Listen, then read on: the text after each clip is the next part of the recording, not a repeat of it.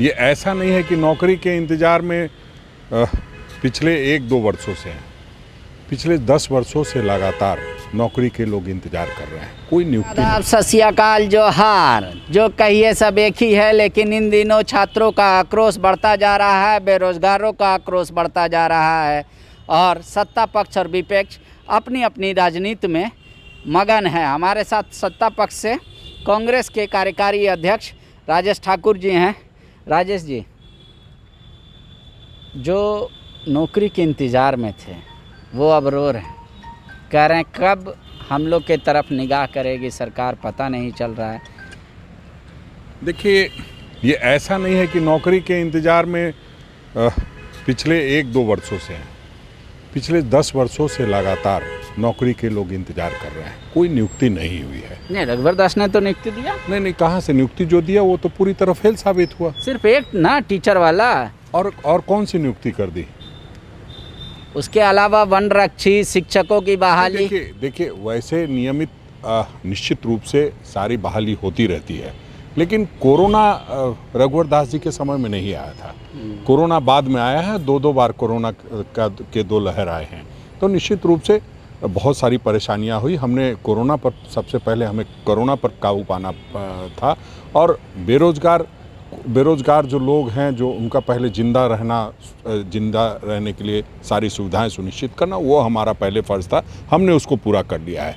और अब नौकरी देने की जहां तक बात है, तो नौकरी देने के लिए हमने तमाम प्रयास शुरू कर दिए हैं और बहुत जल्द नौकरियां तमाम लोगों को मिलेगी। अभी आपने देखा पारा शिक्षकों को लेकर के कितने संवेदनशील है हमारे शिक्षा मंत्री। लेकिन जिनका सर्टिफिकेट वेरिफिकेशन हो गया, सब कुछ निर्देश हो गया, उसके बावजूद भी ज्वाइनिंग करा नहीं हो रहा है, उनके लिए क्या कहिएगा, जिसकी सारी प्रक्रिया सरकार ने पूरी कर ली है? नहीं, देखिए, खिलाड़ियों की नियुक्ति हुई थी, ये किसी से छुपा नहीं है। वो देखिए 30 अगर वैकेंसी थी तो 30 ही होगी, तो निश्चित रूप से और जितनी वैकेंसी है, बहुत हम लोग, हमारे मुख्यमंत्री जी ने साफ कह दिया है कि ये रोज़गार का वर्ष होगा और रोज़गार के लिए लगातार वो उनका प्रयास जारी है। हम लोग सभी विभागों में कहाँ कहाँ नियुक्तियाँ हो सकती है उसकी तमाम तैयारी कर रहे हैं।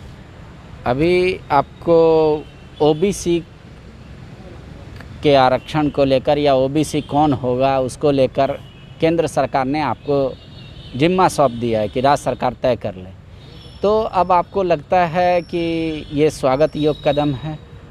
देखिए, जब भी इस तरह की कोई बात होती है तो प्रधानमंत्री जी का सबसे पहला काम होता है कि अपना पल्ला झाड़ लो।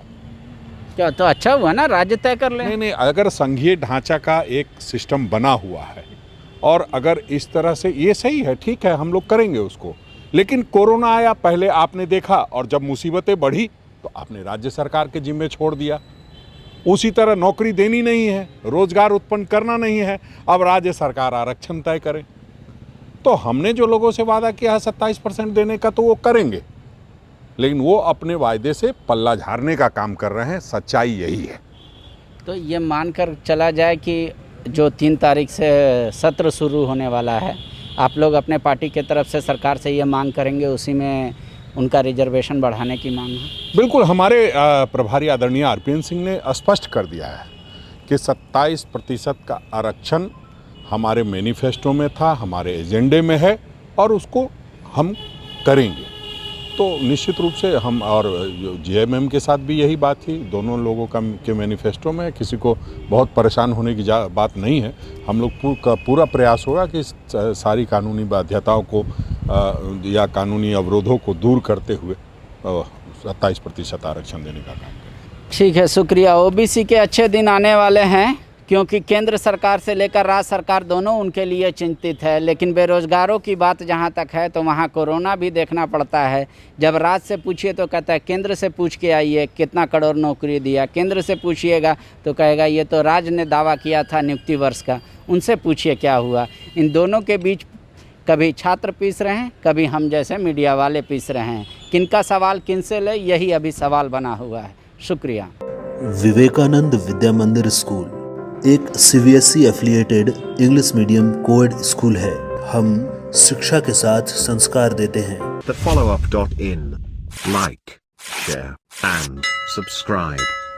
www.thefollowup.in